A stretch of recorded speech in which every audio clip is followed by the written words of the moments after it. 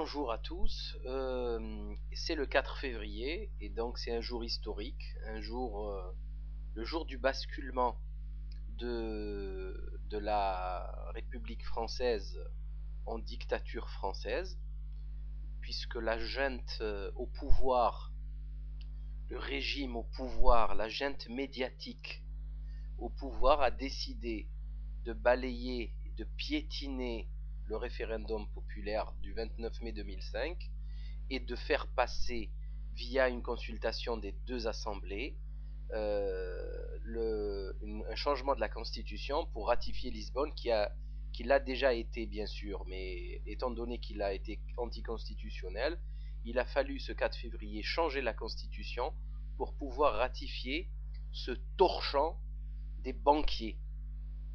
Donc je voulais juste intituler cette vidéo Faites les taire parce que ça m'est devenu insupportable d'entendre tous ces leaders de gauche, de droite, de centre. Ils me dégoûtent, c'est insupportable. Voyez juste leur tête de pourriture, de raclure. Ça fait 50 ans qu'ils sont là, ils veulent pas lâcher le morceau. Ça fait 50 ans qu'ils sont députés, sénateurs, présidents du conseil général, du département, ils sont avocats. C'est insupportable. Alors, bon, regardez juste Moscovici, Carucci, Valls, le franc-maçon. En fait, c'est simple. Comme par hasard aujourd'hui, on a une avancée des rebelles au Tchad. Et comme par hasard, ça fait la une de tous les journaux.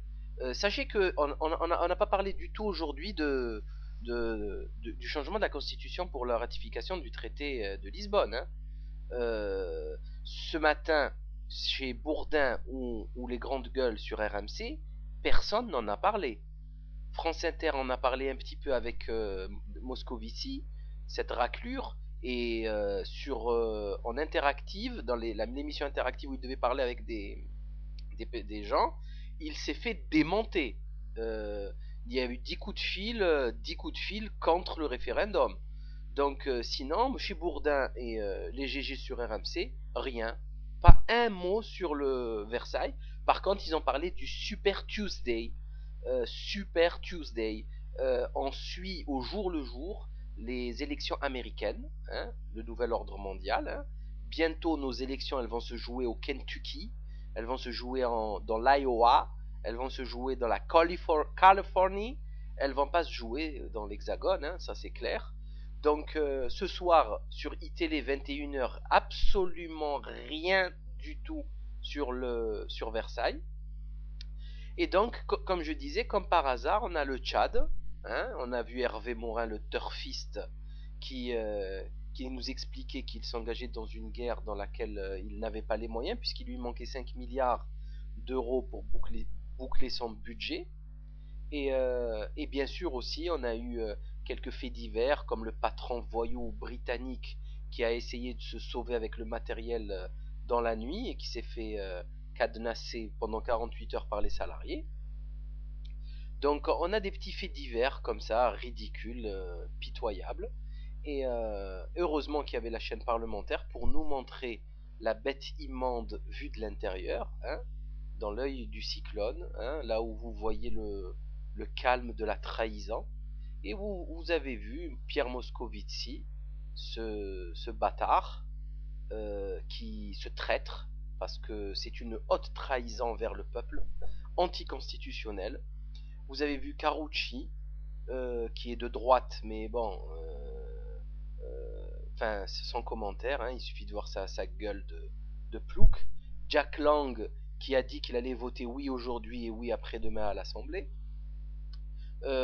Absolument tous, sauf quelques communistes, comme Maxime Grémet, mais bon, ils sont pas pour contre le mini-traité, ils sont juste pour un autre mini-traité. Faut faire attention. Ils sont pour l'euro. Et enfin, donc il faut bien s'en rendre compte. Donc moi, ce que je voulais poser comme question, après, bien sûr, le verdict définitif que nous avons basculé dans une dictature dont le patron est un troll, hein, notre dictateur est un troll venu d'un autre monde, et dont la femme qui nous sert de première dame est toute nue sur tous les écrans d'ordinateur du monde. On la voit de face, de profil, de derrière, toute nue, tout le temps. Euh, donc voilà la première dame de France, c'est la très grande classe, et on les voit se bécoter aussi dans un café, à la télévision, la main dans la main, c'est risible, c'est pitoyable.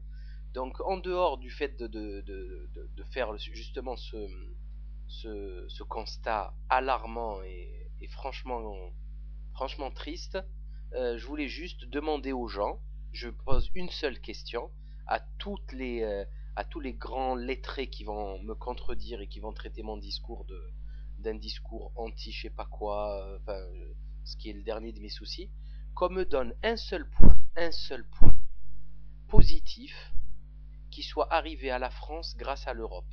Un seul point. Je demande pas, je ne vais pas vous faire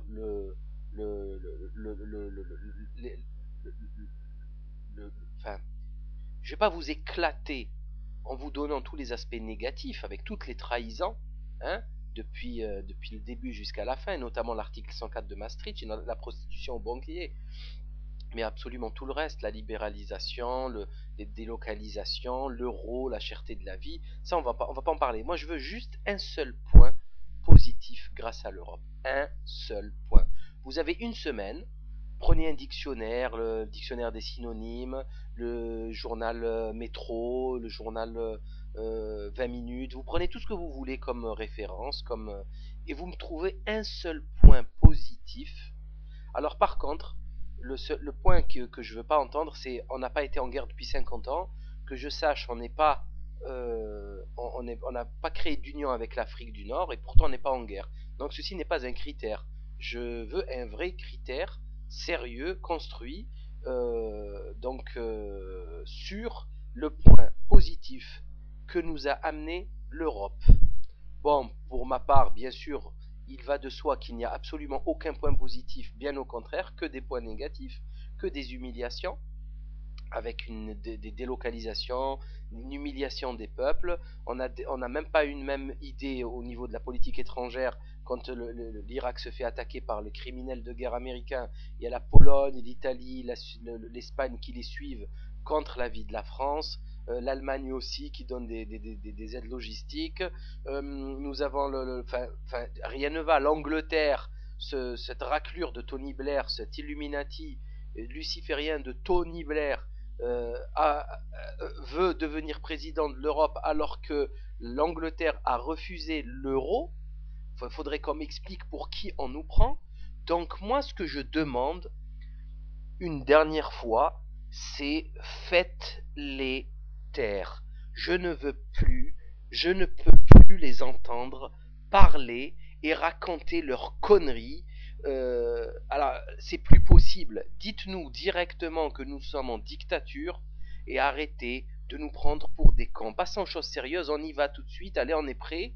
Arrêtez de prendre les gens, les citoyens pour des débiles. Stop. Arrêtez. Voilà.